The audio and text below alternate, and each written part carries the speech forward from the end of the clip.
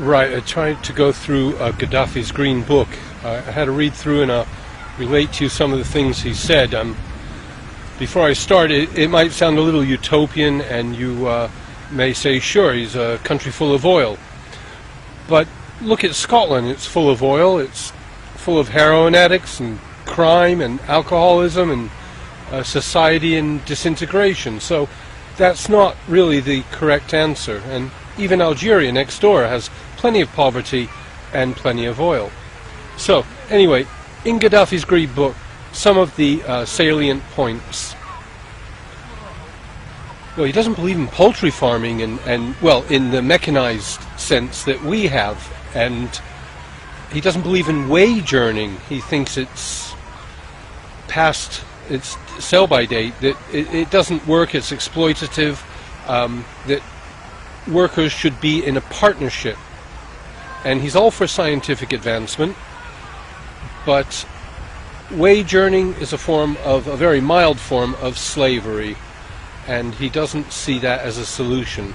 So it sounds a bit like Islamic banking, where you share in the profit or loss.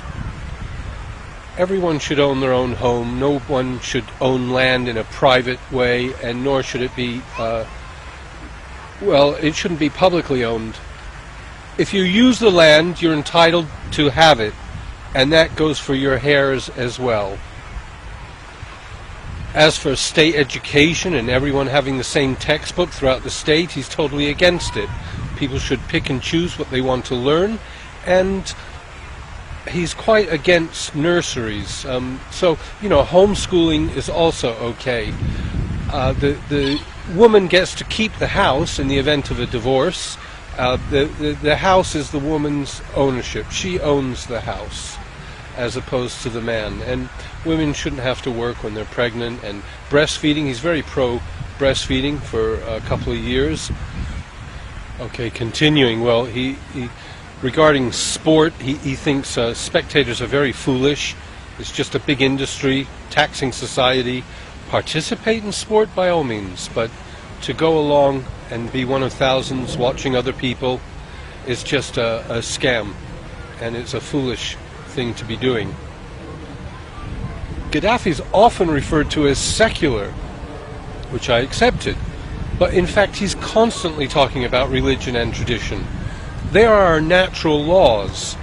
He doesn't believe in man-made laws. He believes in relying on tradition and religion. He's very, very clear about this. If our constitutions are there to protect our freedoms, why are they different from one country to another? He doesn't believe in a multiracial, ethnic society. He thinks it will fall apart.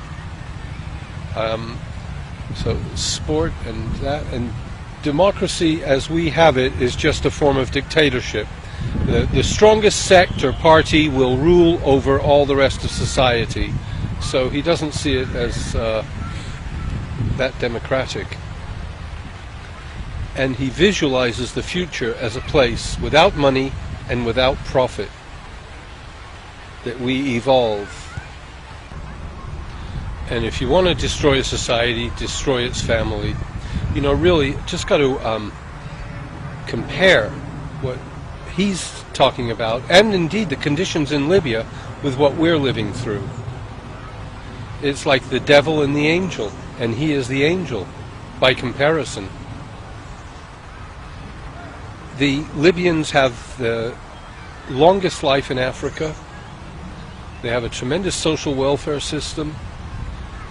There's something the United Nations calls the HDI, and it measures the value of life, Human Development Index, and Libya is the highest in Africa. Now, I know how the West works and how it undermines other regimes, and it relies on criminals, and I know that the gay community is a major assistance in the undermining of other nations. And we look at the rabble called the rebels, and Reuters today reported that our coalition forces bombed some of them, killed 14 of them.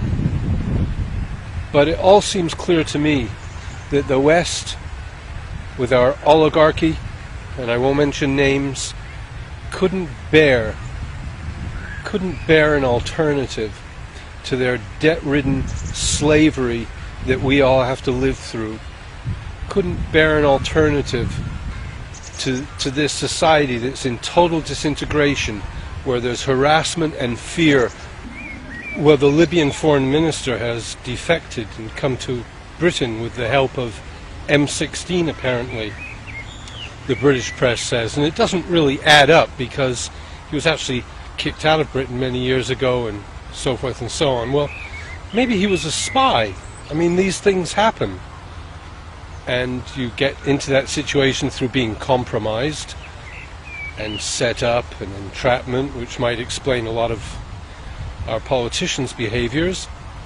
But it's not unheard of.